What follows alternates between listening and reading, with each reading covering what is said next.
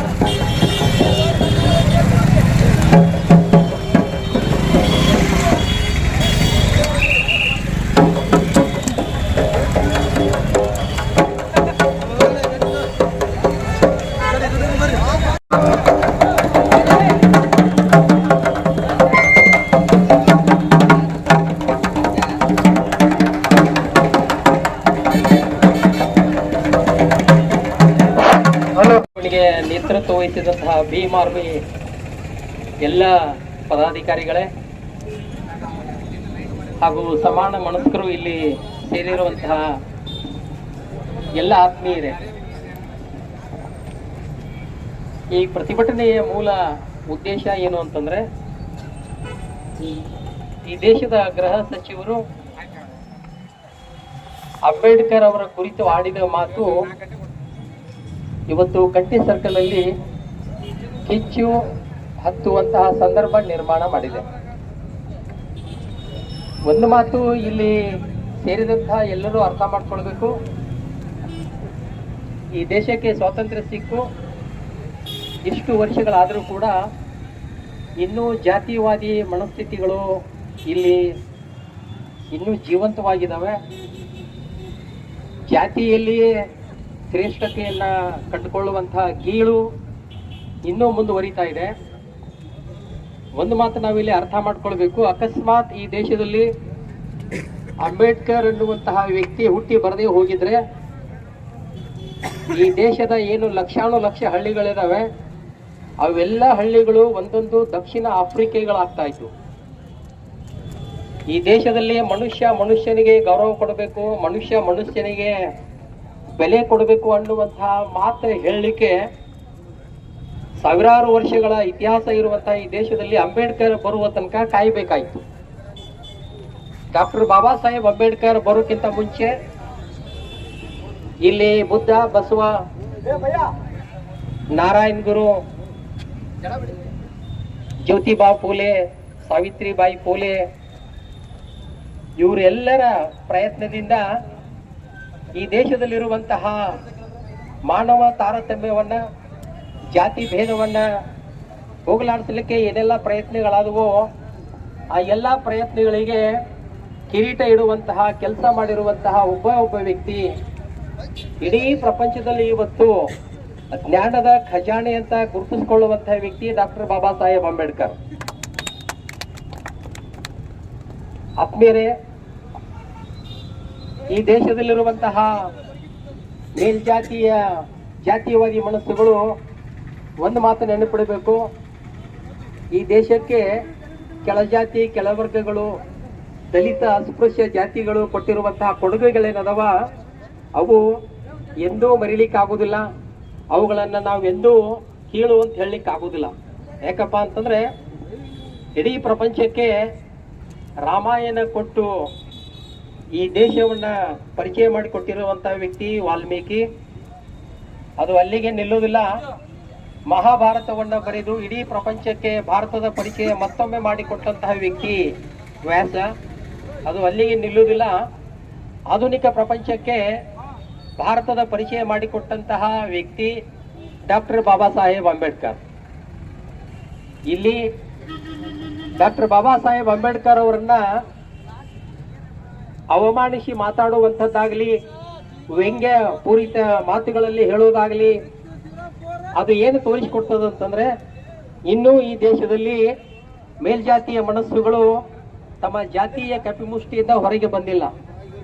ಹಾಗಾಗಿ ನಮ್ಮ ಜವಾಬ್ದಾರಿಗಳು ಏನಾಗಿರ್ಬೇಕು ಅಂತ, ಇಲ್ಲಿ ಸೇರಿರುವಂತಹ ನಮ್ಮೆಲ್ಲರ ಜವಾಬ್ದಾರಿ ಏನಾಗಿರ್ಬೇಕು ಅಂತ, ಯಾವಾಗ ಈ ದೇಶದಲ್ಲಿ ಮೇಲ್ಜಾತಿ ಮೇಲ್ವರ್ಗಗಳು ತಪ್ಪು ಮಾಡಿ ಈ ದೇಶದಲ್ಲಿರುವಂತಹ ಸಾವಿರಾರು ವರ್ಷಗಳಿಂದ ಕೆಳಜಾತಿ ಕೆಳಜನರನ್ನ ತುಚ್ಛವಾಗಿ ನೋಡ್ತಾ ಬರ್ತಾ ಇದ್ವೋ ಅಂತಹ ಮನಸ್ಸುಗಳಿಗೆ ಪಾಠ ಕಲಿಸಿರುವಂತಹ ವ್ಯಕ್ತಿ ಡಾಕ್ಟರ್ ಬಾಬಾ ಸಾಹೇಬ್ ಅಂಬೇಡ್ಕರ್.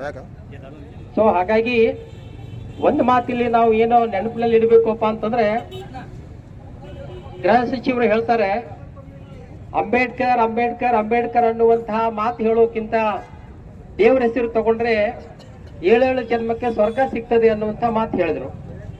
ಆತ್ಮೀಯರೇ, ನಾನು ಹೇಳ್ತಾ ಇದ್ದೀನಿ, ಈ ದೇಶದ ಎಲ್ಲ ಜನ ಅಂಬೇಡ್ಕರ್ ಅಂಬೇಡ್ಕರ್ ಅಂಬೇಡ್ಕರ್ ಅನ್ನುವಂಥ ಮಾತು ಹೇಳಿದ್ರೆ ಅವರ ಮೇಲಿರುವಂತ ಏನು ಕಷ್ಟ ಕೋಟಲೆಗಳವಲ್ಲ ಅವು ಈ ಜನ್ಮದಲ್ಲಿ ಇಲ್ಲದೆ ಹೋದ್ರೆ ಮುಂದಿನ ಜನ್ಮದಾದ್ರೂ ಪರಿಹಾರ ಆಗ್ತವೆ. ಆ ಕಾರಣಕ್ಕಾಗಿ ಅಂಬೇಡ್ಕರ್ ಅನ್ನುವಂಥ ವ್ಯಕ್ತಿ ಬರೀ ಈ ದೇಶದಲ್ಲಿ ಒಬ್ಬ ಮನುಷ್ಯ ಆಗಿ ಹೋಗಲಿಲ್ಲ. ಈ ದೇಶದ ಆತ್ಮ ಅಂಬೇಡ್ಕರ್, ಈ ದೇಶದ ಅಭಿಮಾನ ಅಂಬೇಡ್ಕರ್, ಈ ದೇಶದ ತಾಯಿ ಅಂಬೇಡ್ಕರ್. ನಾವು ಗಾಂಧಿಗೆ ಈ ದೇಶದ ತಂದೆ ಅಂತ ಹೇಳಿದ್ರೆ ಈ ದೇಶದ ತಾಯಿ ಡಾಕ್ಟರ್ ಬಾಬಾ ಸಾಹೇಬ್ ಅಂಬೇಡ್ಕರ್. ಅಂಬೇಡ್ಕರ್ ರಚಿಸಿದ ಸಂವಿಧಾನ ಏನಿದೆ ಅದು ಈ ದೇಶದ ಧರ್ಮ ಗ್ರಂಥ. ಸುದೈವಕ್ಕೆ ಈ ಊರಲ್ಲಿ ಒಂದು ಸರ್ತಿ ದೊಡ್ಡ ಅಜ್ಜಿಯವರು ಒಂದು ಕಾರ್ಯಕ್ರಮ ಮಾಡಿ ಎಷ್ಟೆಲ್ಲ ಸ್ವಾಮೀಜಿಗಳಿಗೆ ಕರೆಸಿ ಅವರೆಲ್ಲರ ತಲೆ ಮೇಲೆ ಭಾರತದ ಸಂವಿಧಾನ ಇಟ್ಕೊಳ್ಳುವಂತೆ ಹೇಳಿ, ಅದು ಬರೀ ಸಂವಿಧಾನ ಮಾತ್ರ ಅಲ್ಲ, ಈ ದೇಶದ ಧರ್ಮ ಗ್ರಂಥ ಹೇಳಿ ಈ ದೇಶಕ್ಕೆ ಒಂದು ಸಮಾನತೆಯ ಮನಸ್ಸುಗಳು ಇಲ್ಲಿ ಹುಟ್ಟಿ ಬರಬೇಕು ಅನ್ನುವಂತ ಮಾತನ್ನ ಹೇಳ್ತಾ ಈ ಸಂವಿಧಾನವನ್ನ ಡಾಕ್ಟರ್ ಬಾಬಾ ಸಾಹೇಬ್ ಅಂಬೇಡ್ಕರ್ ಅವರ ವಿಚಾರಧಾರೆಗಳನ್ನ ನಾವು ಸರಿಯಾಗಿ ಅರ್ಥ ಮಾಡಿಕೊಂಡು ಅವರ ದಾರಿಯಲ್ಲಿ ಹೋಗ್ಲಿಕ್ಕೆ ನಾವು ಆಲೋಚನೆ ಮಾಡಬೇಕೇ ಹೊರತು ಅವರ ದಾರಿ ಬಿಟ್ಟು ಹೋಗುದಂದ್ರೆ ನಾವು ಡಾಕ್ಟರ್ ಬಾಬಾ ಸಾಹೇಬ್ ಅಂಬೇಡ್ಕರ್ ಅವರಿಗೆ ಮಾಡುವಂತ ಅವಮಾನ ಅನ್ನುವಂತ ನಾವು ನೀವೆಲ್ಲರೂ ಲಕ್ಷ್ಯದಲ್ಲಿ ಇಟ್ಕೊಂಡು ಇವತ್ತು ಏನು ಈ ಪ್ರತಿಭಟನೆ ಆಗಿದೆ, ಇದು ಏನು ಅಂದ್ರೆ ಕ್ರಿಯೆಗೆ ಪ್ರತಿಕ್ರಿಯೆ ಆಗಿದೆ. ಇದನ್ನೇ ಒಂದು ಅಲ್ಲಿ ಕ್ರಿಯೆ ಆಗಿದೆ ಮಾತಿನ ಮೂಲಕ, ಇಲ್ಲಿ ಪ್ರತಿಭಟನೆಯ ಮೂಲಕ ಪ್ರತಿಕ್ರಿಯೆ ಆಗಿದೆ.